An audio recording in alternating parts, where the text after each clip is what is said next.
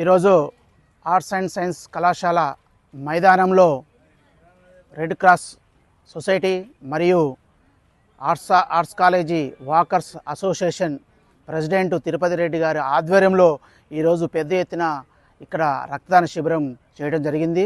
ఈ రక్తదాన శిబిరాన్ని అనేక మంది అన్ని వర్గాల వారు, విద్యార్థులు, ఇటు వచ్చేసి యువకులు, అదేవిధంగా వయోవృద్ధులు 50 సంవత్సరాలు దాటినటువంటి వాళ్ళు కూడా ఈరోజు ఈ రక్తదాన శిబిరంలో పాల్గొని రక్తం ఇవ్వడం చాలా అభినందనీయము. ఎందుకంటే ఈ సమాజంలో అనేకమైనటువంటి రోగాలు బారిన పడుతున్నటువంటి వాళ్ళకి రక్తం అనేది చాలా ముఖ్యము. ఈ రక్తదానంతోనే ఇలా మానవాళి ప్రాణాలను కాపాడేటువంటి పరిస్థితి నెలకొన్నది. అందుకే రక్తదానం చేయండి, ప్రాణాల దాతలు కాండి అనే నినాదంతో ఈరోజు అందరూ కూడా సమాజం ముందుకు పోవాలని చెప్పేసి మేము పిలుపునిస్తూ ఉన్నాం.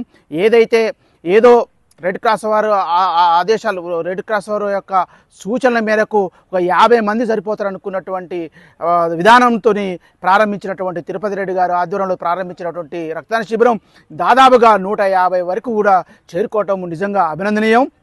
ఈ యొక్క రక్తదాన శిబిరాన్ని మరి పెద్ద ఎత్తున సమాజానికి తెలిసే విధంగా మరి తయారు చేసి మరి మీడియాగా రూపంలో తయారు చేస్తున్నటువంటి జయ స్వరాజ్ టీవీ వారికి కూడా ప్రత్యేకమైనటువంటి ధన్యవాదాలు తెలియజేస్తా ఉన్నాం. అదేవిధంగా రక్తదాన దాతలు ఏదైతే ఉన్నారో వాళ్ళు ఒక్కసారి ఇచ్చినటువంటి వాళ్ళు ఉన్నారు, దాదాపుగా 20 నుంచి 25 సార్లు ఒక వ్యక్తి ఇచ్చినటువంటి వాళ్ళు కూడా ఉండటం నిజంగా అభినందనీయం. ఎందుకంటే రక్తదానము సంవత్సరానికి 3 సార్లు కూడా చేసేటువంటి పరిస్థితి ఉంది. రక్తం చేయటం వల్ల మన యొక్క ఆరోగ్య పరిస్థితి కూడా మెరుగుపడుతూ ఉంటుంది, కొత్త రక్తం కూడా రావడం జరుగుతూ ఉంటుంది.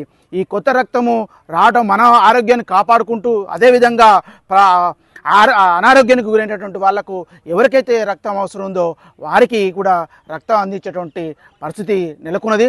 నిజంగా ఈ యొక్క ఆర్ట్స్ అండ్ సైన్స్ కళాశాల వాకర్స్ని నిజంగా అభినందిస్తూ ఉన్నాము. ఏదైతే వాళ్ళు ముందుబడి ఈ